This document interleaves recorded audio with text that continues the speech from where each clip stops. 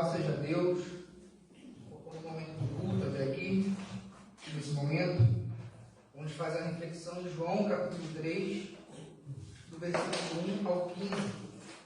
João, capítulo 3, do versículo 1 ao 15, é um dos textos que eu mais gosto da Bíblia e também muito desafiador,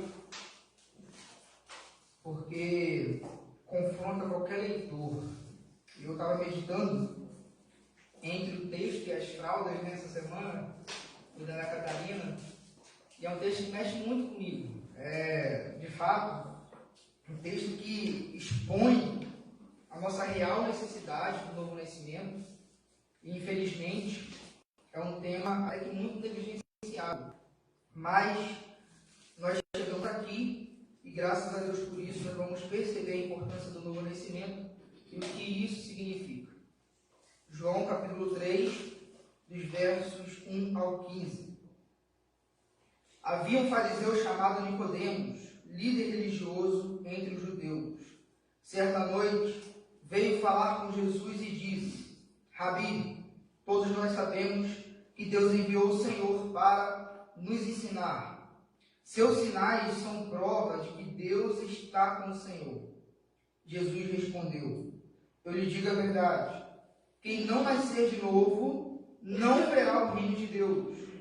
Como pode um homem velho nascer de novo? Perguntou Nicodemos. Acaso ele pode voltar ao ventre da mãe e nascer uma segunda vez? Jesus respondeu: Eu lhe digo a verdade. Ninguém pode entrar no reino de Deus sem nascer da água e do Espírito. Os seres humanos podem gerar apenas vida humana, mas o Espírito dá à luz vida espiritual. Portanto, não se surpreenda quando eu digo: é necessário nascer de novo. O vento sopra onde quer. Assim como você ouve o vento, mas não é capaz de dizer de onde ele vem nem para onde vai, também é incapaz de explicar como as pessoas nascem do Espírito. Como pode ser isso? Perguntou Nicodemos. Jesus respondeu: Você é um mestre respeitado em Israel e não entende essas coisas? Eu lhe digo a verdade. Falamos daquilo que sabemos e vimos, e no entanto, vocês não creem em nosso testemunho. Se vocês não creem em mim quando falo de coisas terrenas, como crerão se eu falar de coisas celestiais? Ninguém jamais subiu ao céu, exceto aquele que de lá desceu, o Filho do Homem. E como Moisés, no deserto, levantou a serpente de bronze numa estaca, também é necessário que o Filho do Homem seja levantado, para que todo o que nele crê tenha a vida eterna. Louvado seja Deus por sua palavra.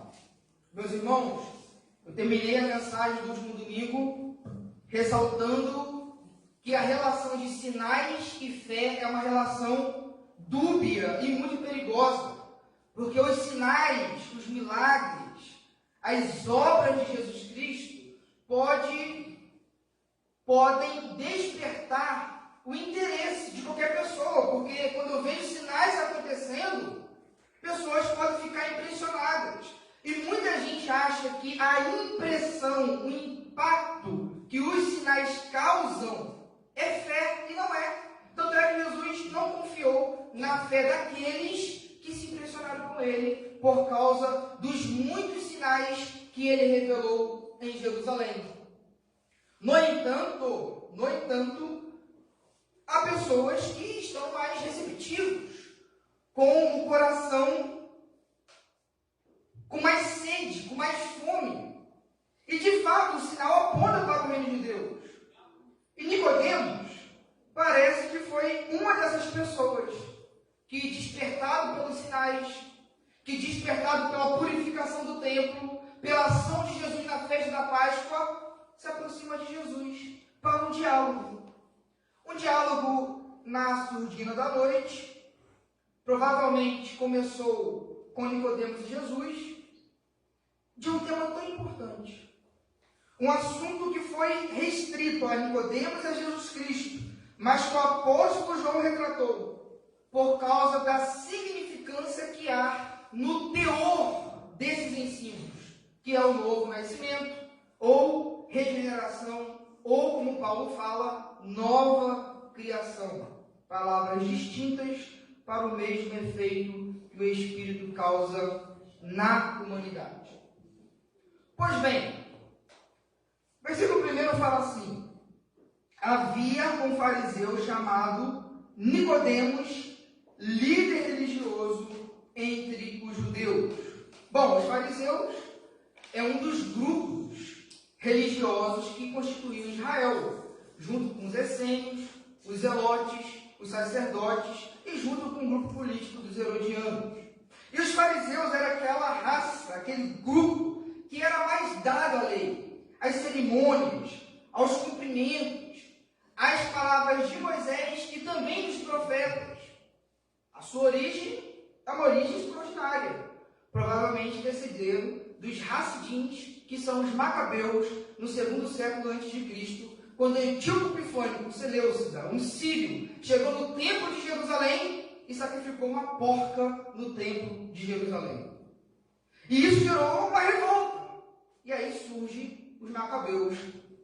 E desse grupo de revolucionários, desse grupo de pessoas que eram radicais pela fé judaica, surgem os fariseus. Então eles têm uma história extraordinária. O Velho Testamento não acaba com os fariseus, mas o Novo Testamento começa apontando a existência e a relevância desse grupo. E Nicodemos é um desses grupos. E Nicodemos não é apenas um fariseu, ele é um membro do Sinédrio, a cúpula da nação de Israel, a corte suprema de Israel. Então observe como Nicodemos vai galgando posições e status diante da sociedade.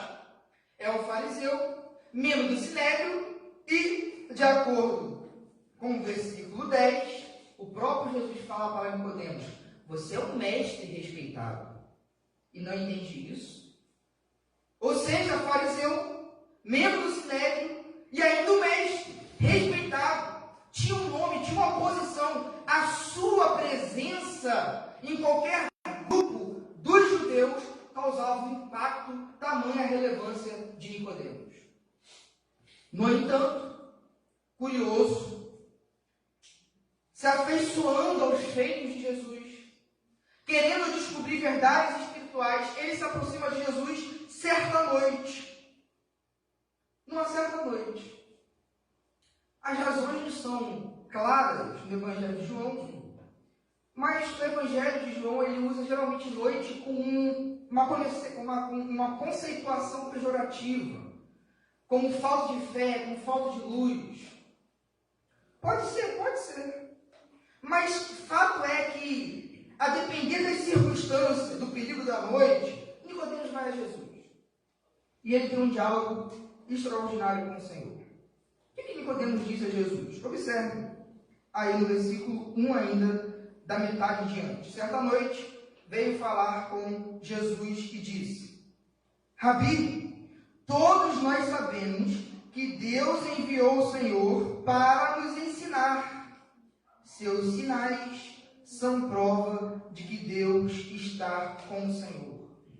Então, Nicodemos, além de tudo isso que eu falei, ele era um homem com certa ortodoxia, com certa doutrina teológica correta. Olha, Jesus, os sinais que o Senhor está fazendo apontam que você é enviado de Deus, que você também é um mestre para nos ensinar. E não tem nada de errado com a fala de Nicodemos. Só que o problema que nós vamos perceber não é o que Nicodemos fala, porque o que Nicodemos fala está certinho. O problema é a pessoa de Nicodemos, é o seu coração. O problema é que Nicodemos, apesar da ortodoxia, do status social e religioso, ainda estava distante da fé salvífica. Ele participava de uma fé histórica.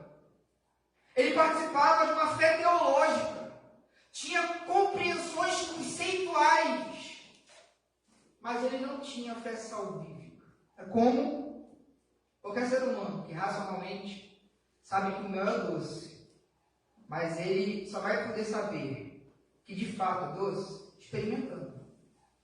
Então não basta saber o conceito, não basta saber que Jesus é o mestre, vindo de Deus, não basta inclusive dizer que Jesus é o Deus homem, o pináculo aí da ortodoxia, Jesus o Deus homem.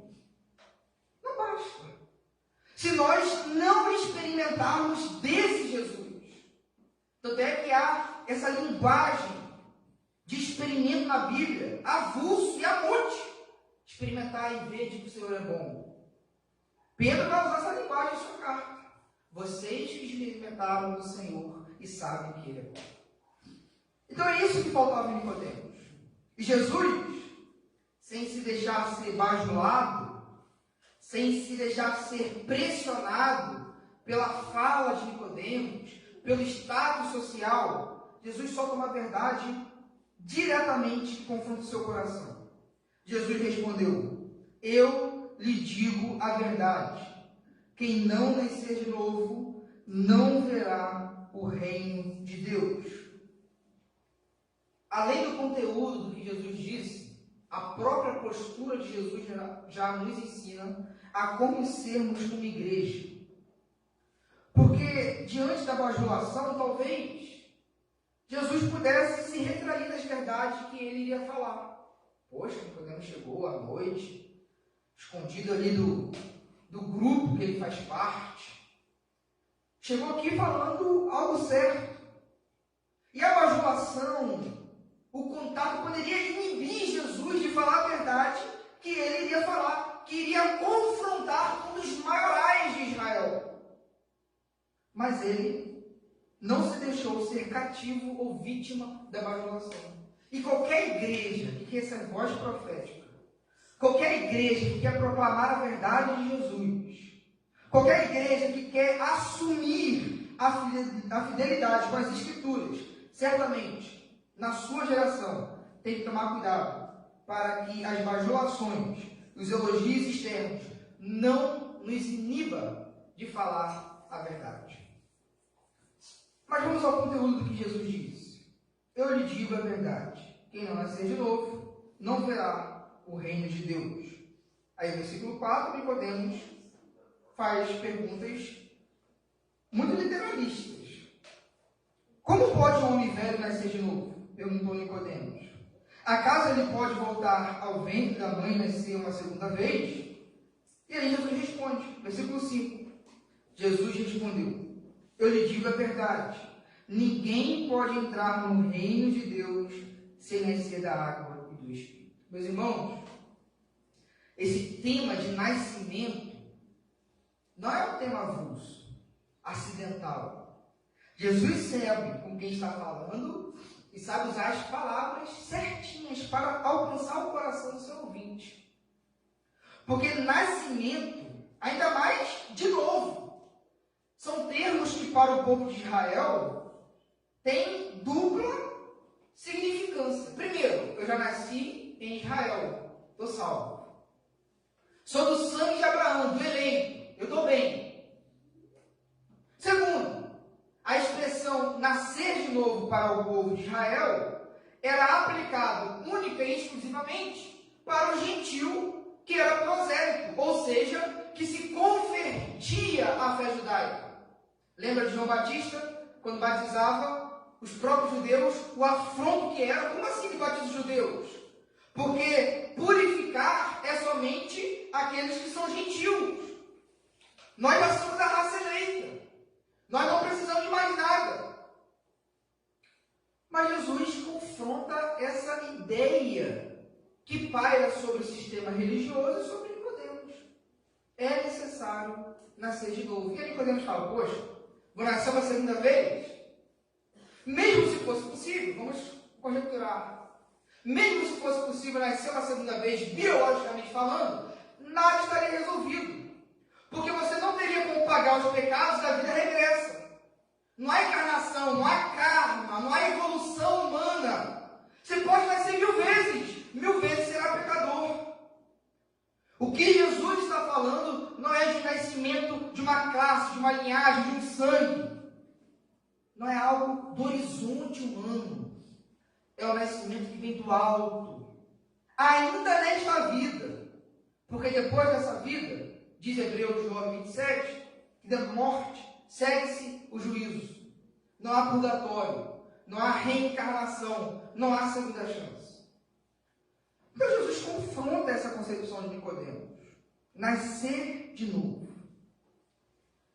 E ele tem muita dificuldade de compreender, porque se coloca no lugar dele, com toda a carga cultural, teológica, histórica em seus ombros, em seu coração, ouvir que ele precisa, tal como um gentil, ter um novo nascimento. É uma coisa absurda para a mente dele.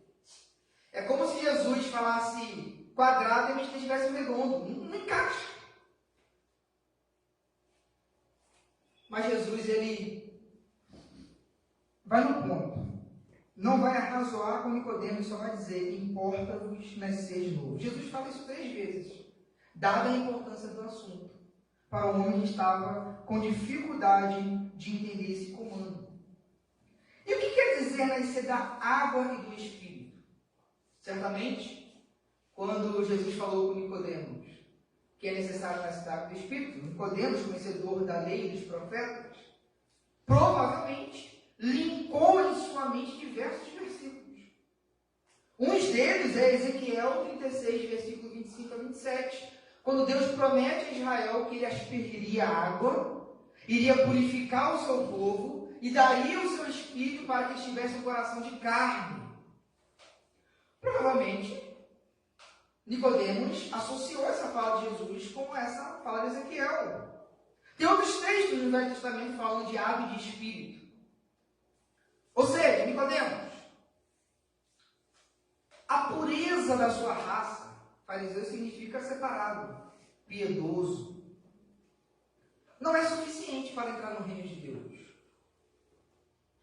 Porque o que habita no seu coração ainda é um coração petrificado.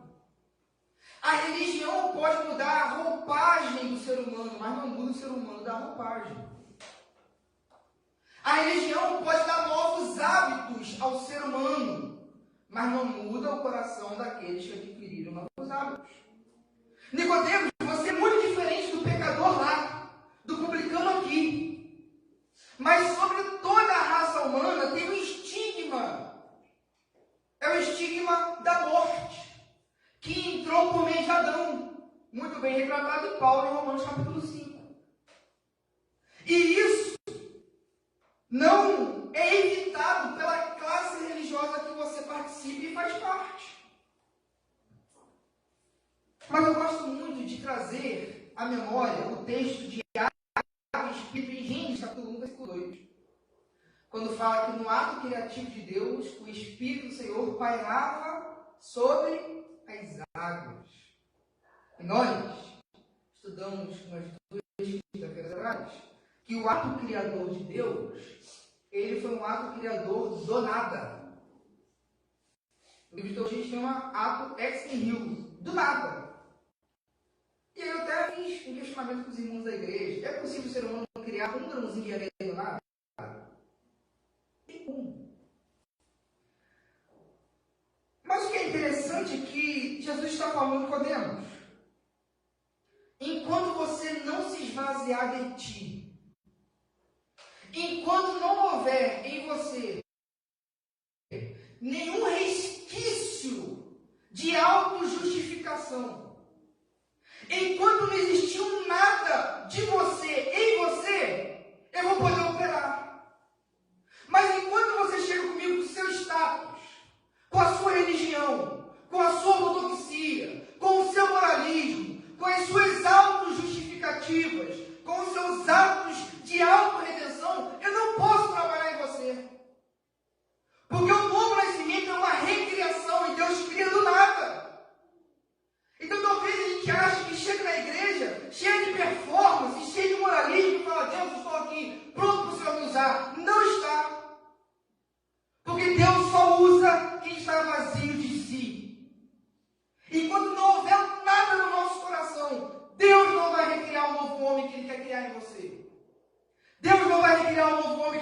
criar em mim. Geralmente, quando a gente conversa com muitas pessoas, ainda mais papo de namorado, não, ele é bonzinho, só falta Jesus. É o Nicodemus, bonzinho. Mas Jesus fala assim, não serve não. É necessário nascer de novo. Meus irmãos, qualquer pai aqui com Nicodemus, meu Deus, abraça esse cara. É o homem que é. Mas, meus irmãos, Jesus está em Nicodemos condenando todo tipo de religiosidade humana. Porque a religião sã, verdadeira, não é aquela que nós construímos de baixo para cima, mas é aquele que vem de cima para baixo, para nos religar com o Senhor. Então Nicodemos é confrontado. Somente do nada Deus cria. E a partir do momento que Deus cria, a partir do nada, Ele começa a recriar e remoldar a vida. Assim como em Gênesis capítulo 1, versículo 2 em diante. E aí, no versículo 8, Jesus vai dar uma ilustração extraordinária. O vento sopra onde quer. Assim como você ouve o vento, mas não é capaz de dizer de onde ele vem e para onde vai, também é incapaz de explicar como as pessoas nascem do Espírito. Meus irmãos, quando Jesus fala que o vento sopra onde quer, talvez subiu um calafrio na espinha de Nicodemos. Como assim? Não. O vento do Senhor só sopra em Israel. Mas aí no capítulo 4, que nós vamos chegar logo, ele vai falar que o vento do Espírito soprou em Samaria. Quando Jesus tem um encontro com a mulher Ciro-Fenícia, o Espírito de Deus soprou lá. Quando o Senhor tem encontro com um oficial romano, que o irmão Charles pregou aqui, o Espírito de Deus soprou lá. O Espírito de Deus é soberano. Ele age onde e como quer. E o nascimento do alto não compete a nós produzir. Porque o próprio Jesus falou que do ser humano só vem ser humano. É categoria diferente. Mas uma coisa é certa. Quando o vento sopra, por mais que nós não conseguimos impedir o seu agir, os sinais, os eventos, os atributos do vento é marcante. Nós sabemos que o vento soprou, porque o vento do Espírito, quando sopra sobre uma pessoa, assim como Ezequiel naquele poço de ossos, o Espírito de Deus vem, os 4 ventos, e dá carne, e dá vida, e os ossos saem. Quando o Espírito de Deus sopra sobre uma pessoa, aquela pessoa é radicalmente transformada. Há evidências. Então Nicodemos chegou perto de Jesus por causa dos sinais que Jesus fez. E Jesus quer fazer de Nicodemos um sinal do reino. Ah, meus irmãos, não se limitem a participar dos sinais sem se transformar em um. Jesus quer sinalizar o reino de Deus por meio da sua vida. Ele quer transportar o reino dele, que Nicodemos quer entrar, pensa em participar para dentro do coração de Nicodemos. É isso que Deus quer fazer. Pegar o reino dos céus que ele trouxe em sua encarnação, em sua vida, em sua morte e ressurreição, e aplicar no coração de Nicodemos e de cada um que está aqui essa noite. Certo dia eu fui pregar no presídio em São Paulo. Nós jogamos futebol. Como os irmãos viram, eu sou apto a dar uma aulinha. Brincadeira. Nós fomos jogar futebol com eles e nós jogamos a parte da manhã toda, eu acho. E era bom perder lá, porque a gente não podia sair, né? A ordem dos agentes penitenciários é essa, olha, vocês fazem um time aí, independente do resultado, 10 minutos, vocês vão continuar. Mas também acha que não, né? Mas a gente jogou futebol. No final do futebol, o pessoal me escolheu para dar uma palavra. Eu não conhecia ninguém me conhecia, mas eles me escolheram. Beleza. E eu preguei esse texto. Nascer de novo. E aí o ponto de contato que eu fiz foi o seguinte, estava pregando sobre um ventinho, mas irmão, quem está assistindo um ventinho aqui? É possível você falar vento recua? É possível. E o que eu quis dizer com eles é que, a despeito de suas condições sociais, a despeito do presídio, das algemas, eles poderiam experimentar a verdadeira liberdade ainda em algemas. Porque não seria liberdade física, mas do coração. E eu falei com eles, olha, sabe quem ouviu essa mesma palavra que vocês? Não foi uma pessoa que matou. Não foi uma pessoa que roubou. Não foi uma pessoa que estrupou. Não foi uma pessoa que mentiu. Não foi uma pessoa que adulterou. Não foi uma pessoa que roubou. Foi um religioso, Nicodemos. Jesus olha para vocês e para Nicodemos o status de excelência da moralidade e diz a mesma coisa. É necessário nascer de novo. Versículo 10. Jesus respondeu, você é um mestre respeitado em Israel e não entende essas coisas? Eu lhe digo a verdade. Falamos aquilo que sabemos e vimos, e, no entanto, vocês não creem em nosso testemunho. Se vocês não creem em mim quando falo dessas coisas terrenas, como crerão se eu falar das coisas celestiais? Meus irmãos, sabe aquelas pessoas que não têm Jesus e nem quer saber de Jesus, não quer saber de teologia? É um saco, não é? Mas é. É incrível que Jesus está diante de um mestre. Poderia ter um diálogo aqui e alto nível de teologia. Poderia ter um nível extraordinário. Mas Jesus se resume a apenas uma coisa, Nicodemos, já te falei. Em verdade, vos é necessário nascer de novo. Porque se eu falo das coisas terrenas aqui, você não entende? O que dizer se eu falo das coisas espirituais, celestiais? É muito comum que na igreja se acheguem pessoas curiosas. Isso é bom, a pessoa quer conhecer a fé. Mas sabe aquele espíritozinho chato?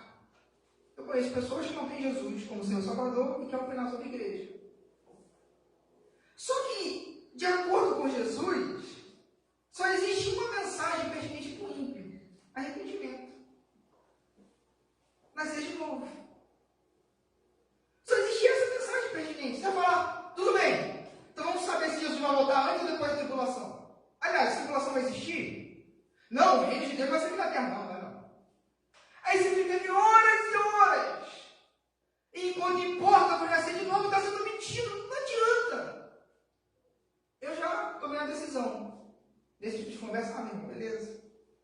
É só ponto de vista, beleza. Mas se a pessoa abrir a oportunidade para poder falar a salvação de Jesus, beleza. Porque a Bíblia, meus irmãos, tem muita coisa para o povo de Deus, mas para o ímpio não tem. É só arrependa-se. Tem gente que quer que faça o velho homem viver o evangelho. Não tem como. Tem que ser o novo. E o problema disso tudo é que a pessoa que não nasce de novo, não morre para si, e ela começa a praticar moralismo, práticas religiosas, ela vai se afundando mais ainda no pecado. E a obediência que ela começa a praticar se torna em si um tipo de desobediência. E instaura nele um espírito oposto ao espírito de Cristo, que é o orgulho, a soberba. E ela começa a se cegar e ficar insensível para a sua própria condição. Por isso Jesus inúmeras vezes falou que as prostitutas estavam mais perto de entrar no reino de Deus do que os fariseus. Porque quando você fala assim, você pecou, você matou, você roubou, a pessoa, mas quando você não tem o que acusar a pessoa? Não que a gente tem que acusar, meus irmãos. Estou falando quando a lei de Deus é proclamada, ela fere a gente. E é necessário nós entendermos que não há religião e orgulho humano que cure o ser humano, senão Jesus Cristo. Para encerrarmos, versículo 13 ao 15 diz assim: ninguém jamais subiu ao céu, exceto aquele que de lá desceu, o Filho do Homem. Como Moisés, no deserto, levantou a serpente de bronze, num destaque também é necessário que o Filho do Homem seja levantado, para que todo que nele crer tenha a vida eterna. Talvez a expectativa de Nicodemos, assim como os israelitas e os fariseus, é que o Messias assentasse no trono de Davi fisicamente, que ele se levantasse em exaltação. Mas Jesus falou que ele seria levantado de uma maneira diferente. Que o seu levantamento em Israel não seria um levantamento de trono, seria um levantamento de cruz. E que para entrar no reino de Deus é pela cruz. Não é se entronizando. É assumindo um acordo com a morte do próprio ego. E o que é interessante é que Jesus usa a ilustração de Moisés, que é muito pertinente para esse momento.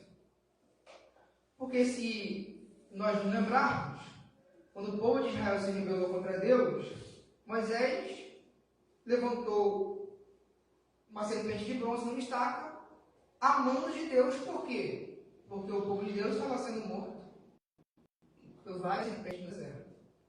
E o que o povo tinha que fazer para ser salvo? Olhar para a serpente. Só isso. Só isso. É incrível como que a mensagem da graça escandaliza muita gente. Porque Jesus fala assim para Nicodemos, assim como o povo olhou para Moisés e foi curado, importa que você olhe para mim.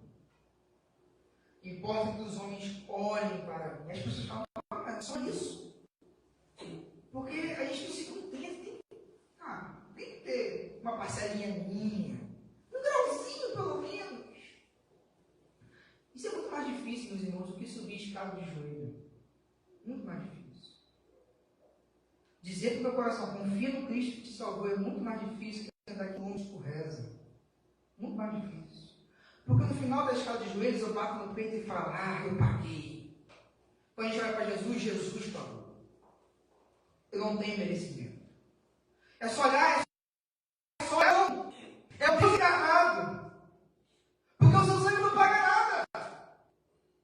É o Deus encarnado que assumiu a nossa culpa, o nosso lugar, e tal como aquela serpente, foi estraçalhado na cruz, para que nós possamos olhar para Ele e ganhar a vida eterna, ser curado desse coração petrificado, e ser visitado pelo Espírito de Deus e receber uma nova vida.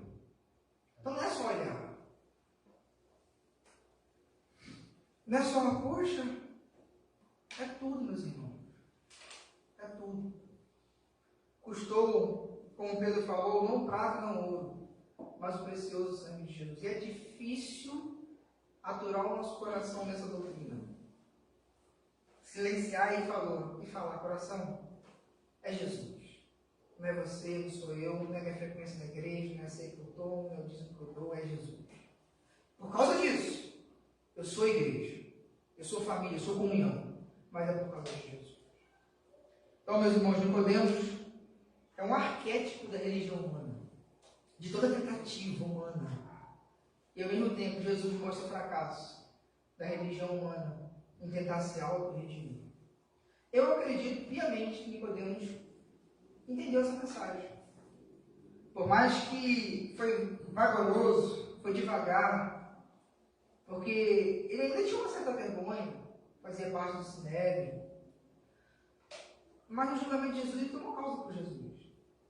Quando Jesus morreu, quando todos os seus discípulos sumiram, Nicodemos foi lá, pegou o corpo de Jesus, sepultou, cuidou do corpo de Jesus. O importante é crer que com o tempo essa crença, essa fé, vai ganhando dimensões, vai ganhando força para viver ela na vida e no dia a dia, dia após dia. Então, meus irmãos, essa é uma mensagem que nos confronta muito, mas que também é libertadora, mas que também traz em nós alento e esperança. Que Deus possa continuar falando aos nossos corações por meio desse diálogo tão impressionante de Jesus com Nicodemos. Então, eu termino a mensagem com a fala de Jesus para Nicodemos 3 vezes. Importa-vos nascer de novo. Foi o que Jesus falou. Nicodemos, não adianta saber mais nada. Até você saber disso. Importa-vos nascer de novo. Amém, meus irmãos? Amém.